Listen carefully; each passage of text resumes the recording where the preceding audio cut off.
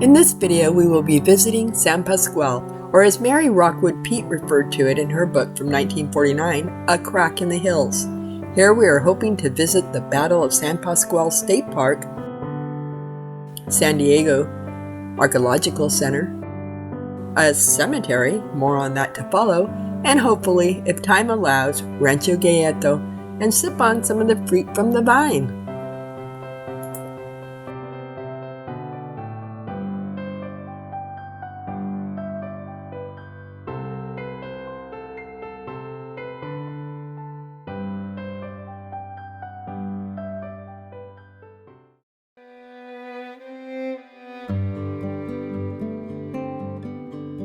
This is the San Pasqual Valley, located in San Diego County, a site of great historical significance, where a pivotal battle took place in 1846 between the Californios and General Kearny's American forces, assisted by Captain Ponto and the local Kumeyaay band.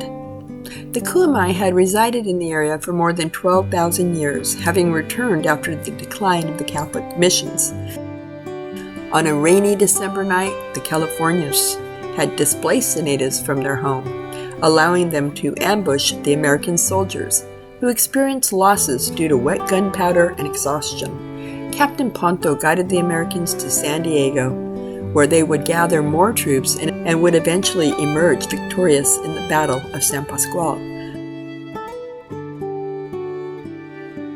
Unfortunately, the San Pasqual State Park has been closed since 2020 due to budget cuts, and although the battle is periodically reenacted in early December, a link to the park's website can be found in the description of this video for those interested in attending a future reenactment.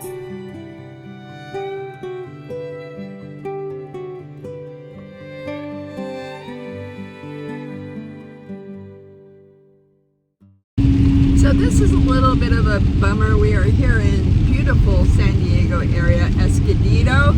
Good morning. Good morning, sunshines. It's sunshine. There's no sunshine. Oh well, you know what I mean. Psychologically speaking. There's a lot of rain, and it has been raining for the last 2 days, and the majority of spots we wanted to go are outdoors. So we are trying to find a way to spend our time and be most miserly in a way with our time to make sure we're utilizing it well. But today we are in search of an umbrella so we can go up to the Indian Cemetery. In point of reference, Grace says what you went to see today? A cemetery. What could be better on a rainy day? Huh. Hey Grace, how'd you get the sun to come out? Bought umbrellas. What? The Old Indian Cemetery, currently situated on the grounds of the San Diego Archaeological Center, is thought by many historians to be the burial site of Ponto, who died unexpectedly in April of 1874. Prior to his death, Ponto had obtained vital documents from the Mexican government, which indicated that San Pasqual was intended for an Indian reservation. He was preparing to travel to Washington, D.C. to present these documents and lobby the U.S. government to establish San Pasqual as an Indian reservation when he was abruptly killed by a vicious horse. The large marker belongs to his daughter, Princess Felicita, whose stories were later published in the 1917 book, Indian Stories of the Southwest by Elizabeth Judson Roberts. Following her passing, the town of Escondido honored her memory by naming various locations after her, including Felicita Park. This is a Kumeyaay kitchen. Women grind seeds, grains, and acorns here. Small animals and reptiles could be ground up here as well. As someone without formal historical training and imperfect in pronouncing Indigenous words, I find this account personally meaningful as it connects me to the ancestral lands of my family and the gravesite of my parental great-great-grandmother, her brother, and likely her eldest son.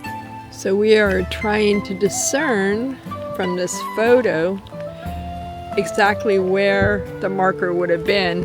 It's kind of hard to tell because there's a lot of trees now where you used to have a clear shot of the hills, but we think that the only one that's similar It's kind of, you can't really see too well, but I'll go up there for you. So maybe where it comes down the peak of that hill before it gets flat and goes up again.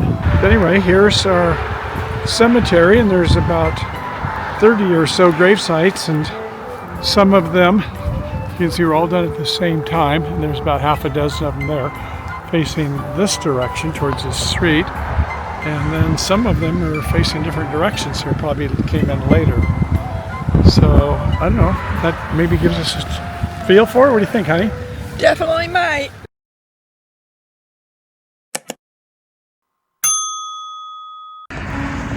Okay, so here behind me, you'll see the San Diego Archaeological Center, and there is a museum in here, and we're going to go see if we can see some of the artifacts and some of the discoveries in San Pasqual over the years. So let's see what we can find. The San Diego Archaeological Center is a nonprofit museum dedicated to sharing the story of human habitation in San Diego County over the past 12,000 years. While admission is free, donations are gratefully accepted. Archaeology, the study of human history and prehistory through site excavation and artifact analysis, is essential for understanding our culture, technological, and lifestyle heritage. By exploring our past, we gain valuable insights to the evolution of human culture. This exhibit offers a comprehensive introduction to archaeology, featuring interactive activities for visitors of all ages.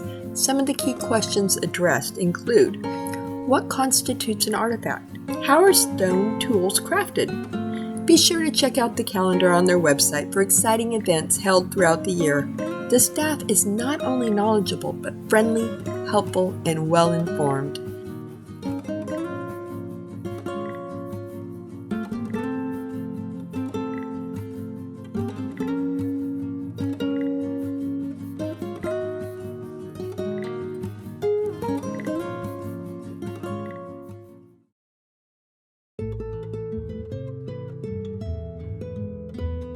Rancho Guejito was one of the original 800 Mexican land grants bestowed upon Jose Orozco by Pio Pico, the Mexican governor, initially comprised of over 13,000 acres, and in 1940 the 4,500-acre Maxi Vineyard Ranch was annexed to Guejito. This location holds sentimental value for me due to its connection to my family history. Through geological research, I discovered that my great-great-grandmother was employed at the Maxi Ranch, and my great-grandmother was born here. Notably, Mary Rockwell Peete resided here and authored her book, A Crack in the Hills, in 1949. Obtaining a physical copy has proven to be a challenge, but I acquired a PDF version which I printed and annotated using yellow highlighter. This exercise not only provided valuable insight, but also fostered a deeper understanding of the era in which they lived. By examining the past through a nuanced lens, we can gain a more profound appreciation for historical content. Shall we proceed to explore the premises? My heart's beating so fast. Well, you need to get some more cardio in. This is a new copy. It's for you. No way. Take it. Hi. Oh my God. Take it easy. Would you like to sit down? Okay. Thank you so much for this incredible gift. This is the Maxi Ranch right in here. So it's part of the ranch, of course, but this is where you're at right here. Oh. So this is all Rancho Guejito here, but Maxi was added in 1940.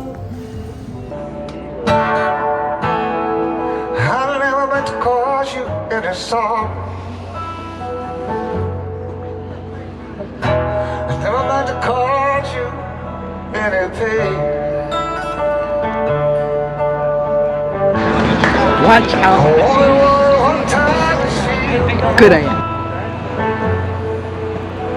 Only wanna see you like. Okay, Michael, your turn. Purple rain, purple rain. Purple rain, purple rain.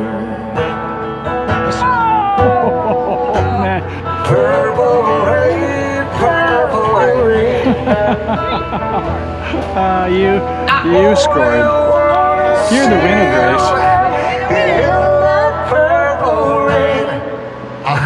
Never want to be your weekend lover.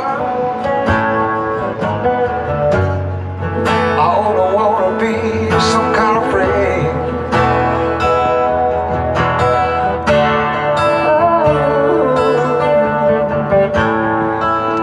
Baby, I can never steal you from another. Such a shame, such a shame.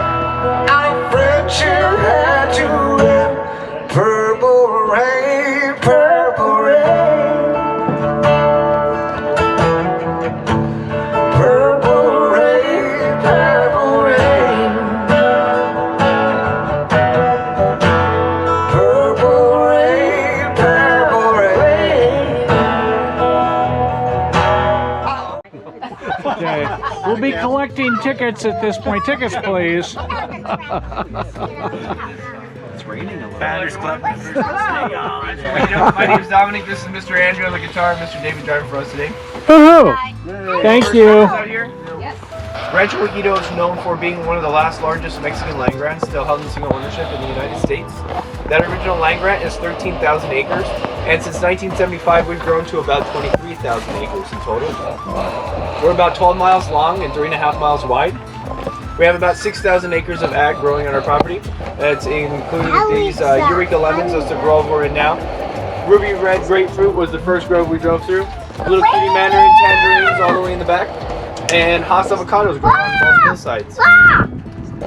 We have about 55 acres of vineyards right now. Down here we have about 10 acres of 10 different varieties of grapes. Wow. And one specific variety is Syrah, Hillside Syrah. That's the little triangle up there. And we have several vineyards spread out through the entire property. Like I mentioned, we're 12 miles long and 3.5 miles wide. Our highest vineyard is at 4,200 feet, and it's 10 miles from here, this spot right here. We have another vineyard that's on the top of this hill and overlooks parts of Mexico, Del Mar, and Anza-Borrego, and Alpine. You can see from that side of the property.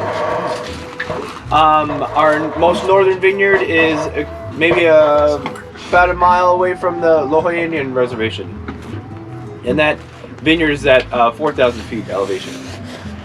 Any questions so far? No?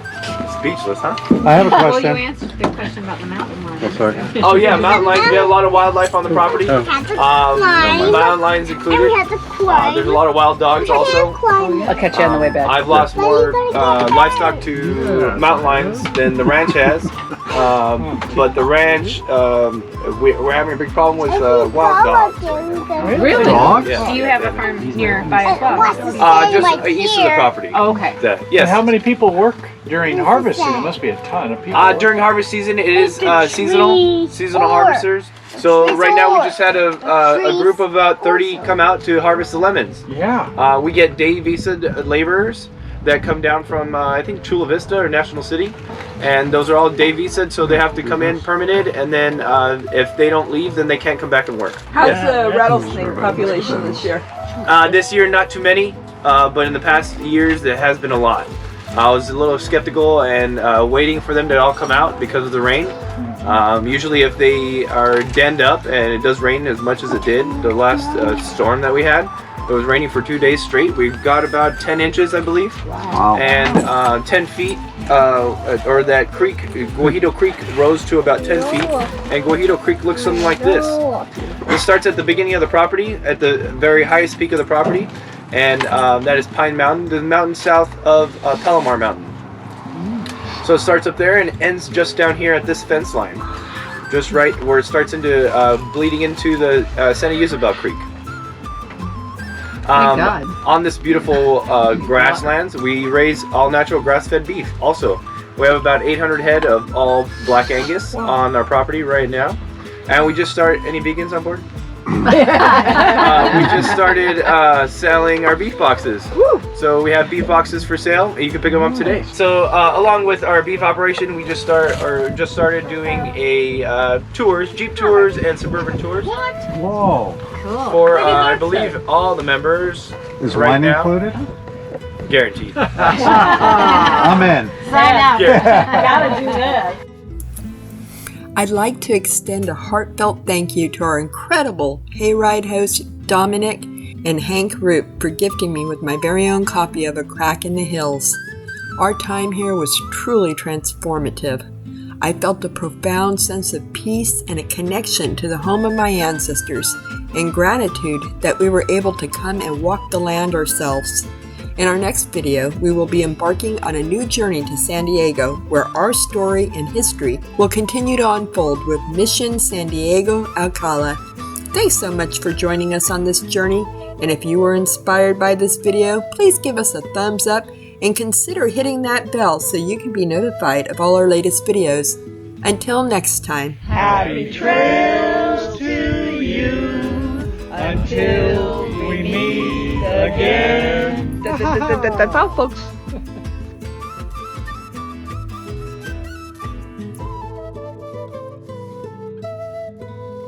Me or what? Chauffeur. Husband. Chauffeur. Chauffeur, yeah.